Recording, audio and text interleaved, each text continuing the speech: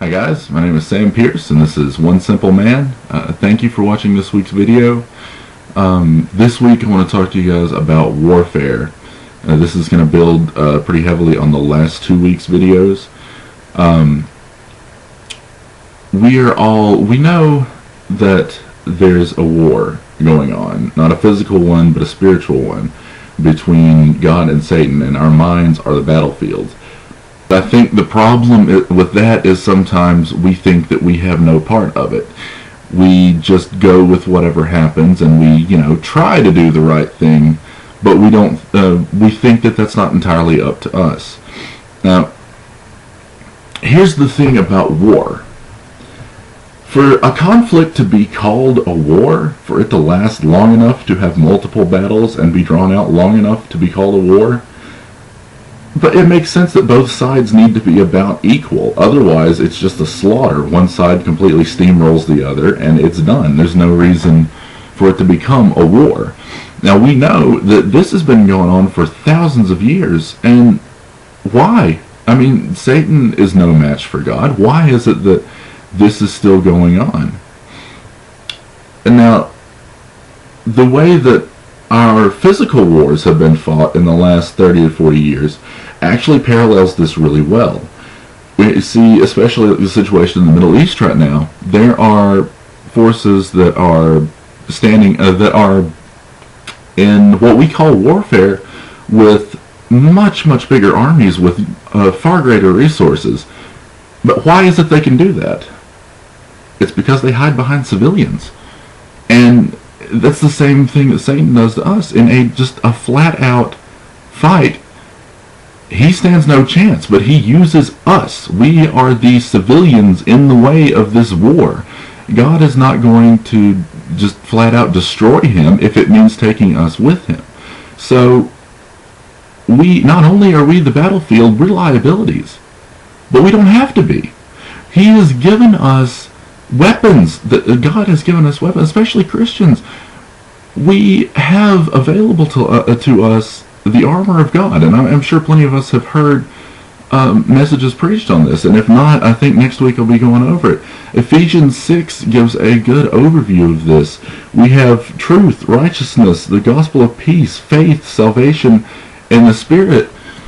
Those are our weapons. Those are our tools to fight this battle. We don't have to be the helpless people wandering around in the middle of the war. We can take up those weapons and actually fight back and do something about it. We don't have to give in to every temptation that comes our way. We don't have to be stuck in these addictions and sins. We can fight back and kick the devil out of our head. It doesn't mean he's not going to bother us anymore, but it means he doesn't have to have any power over us. Now, it's not, and 2 Corinthians 3 through 5, for though we walk in the flesh, we do not war after the flesh. For the weapons of our warfare are not carnal, but mighty through God to the pulling down of strongholds, casting down imaginations and every high thing that exalteth itself against the knowledge of God, and bringing into captivity every thought to the obedience of Christ. Now, the first part of that shows us that, like we went over, this is not a physical thing. I'm a pretty big guy, but it does me absolutely no good in this fight. But in verses 4 and 5, it shows us that the weapons that God has given us are enough to get this done. They're mighty through God to the pulling down of strongholds. And the important thing here is casting down imaginations and every high thing that exalteth itself against the knowledge of God, and bringing into captivity every thought to the obedience of Christ. We have control over what goes on in our minds through the power of the Spirit that God has given us. We don't have to be just beaten down. We don't have to stand there and take it.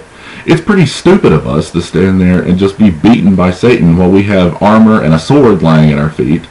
No one would do that physically. Someone punches you, just, walks up and starts wailing on you. You're not going to stand there and take it. You're going to try to get him back or get away. And it's not just us that are affected by this. Our decisions sometimes, or lack thereof, to do anything, to just stand there and be beaten on and be beaten into submission, don't just affect us. There is a world around us of people who don't know they're in a war. in not fit maybe sometimes physically, but mostly spiritually and in their lives. The bombs are dropping around them. Their jobs, their families, their homes sometimes are being destroyed, and they don't understand why. In all the shock and violence and confusion, all they know is that their life is falling apart, and they don't know that there's anything they can do about it.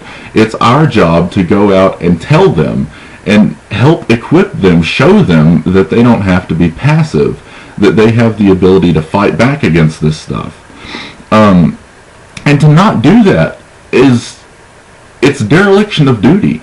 This is the job we've been given. If we just stand there and do absolutely nothing and let not only ourselves but everyone around us be beaten into submission, we're useless. We're worse than useless. We've chosen not to take action here. So, and we have no excuse. It's not enough to say, well, I mean, I'll do what I can, but what can God really do with me? Every little thing we do is an act. It can be an act of spiritual warfare. Smiling at a stranger who looks like they're having a bad day. You know, you go into a restaurant, someone's having trouble getting the money together for their meal, pay for them, or at least give them an encouraging word or something. Every little possible thing.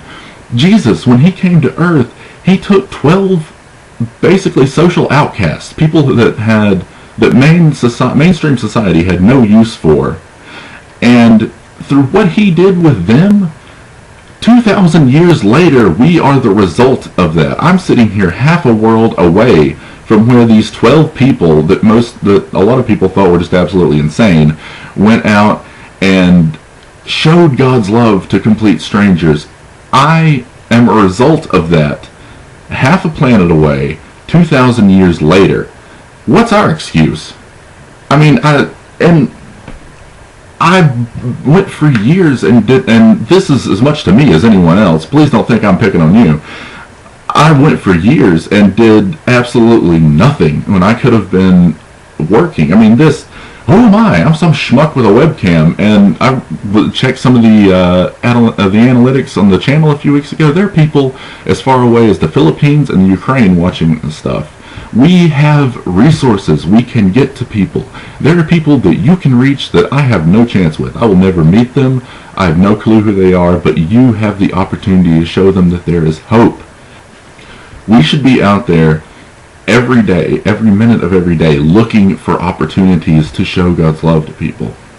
And this fire, this violence that should come up in this. I watched a sermon by John Piper this morning, and he made a great point in there. There is a violence to Christianity. There should be, not directed at people, but directed at our own apathy and weakness, so that we can get out and help those people. This anger, this righteous anger we should have, it should not be directed at other people. This should be directed at Satan and ourselves. And it's not for no reason. Satan has taken things from us, from all of us, from everyone on this earth, whether they acknowledge his existence or not. Joy, peace, sometimes family members have been taken, and we have this just apathy about it. We just sit here and watch it, and, poor pitiful me, I can't believe this happened.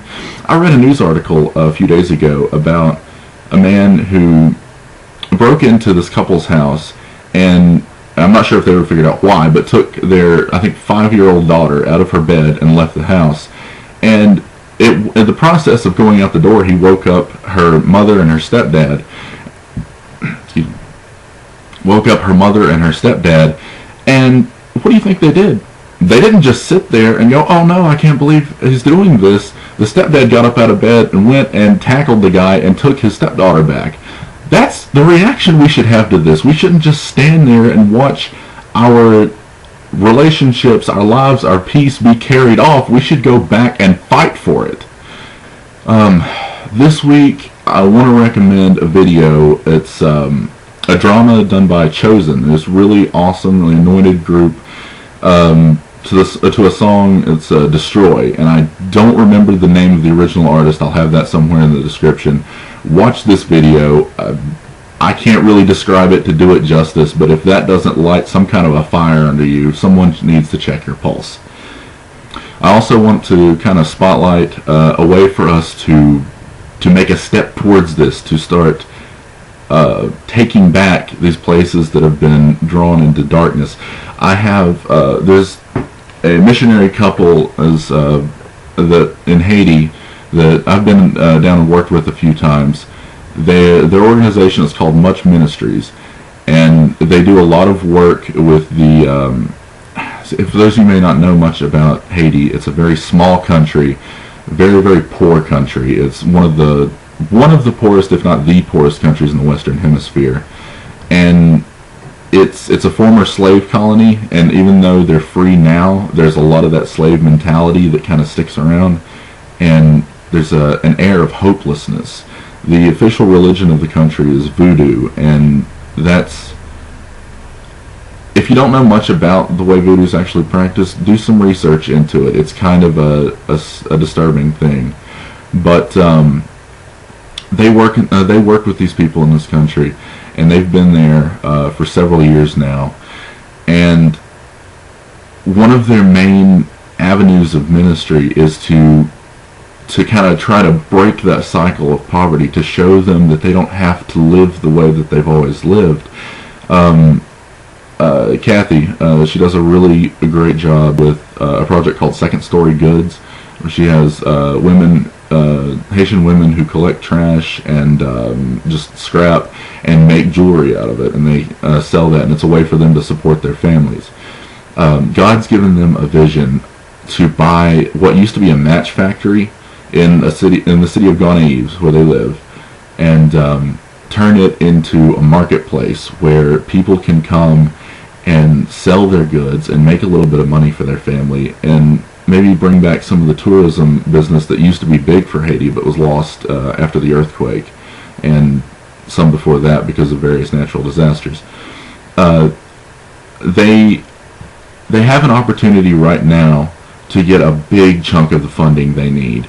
There's an organization that's promised to match all donations between now and December 15th up to $200,000, and it's a lot to try to raise in that short amount of time, but they're trusting God for it, and this is a great, awesome opportunity for us to chip in and help them with this, and I know that it'll be used for the glory of God. I'm going to put a link in the description below, or maybe in the annotation somewhere, so you guys can go check it out. Watch their informational videos about what they want to do, to give a little bit more background on it. It's a really good cause for us to try to support. I hope this has helped you guys in some way. This is Sam Pierce, and I'm one simple man serving an awesome God.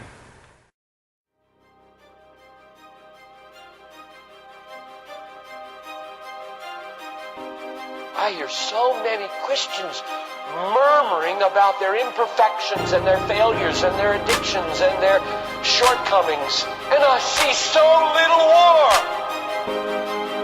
Murmur, murmur, murmur. Why am I this way? Make war!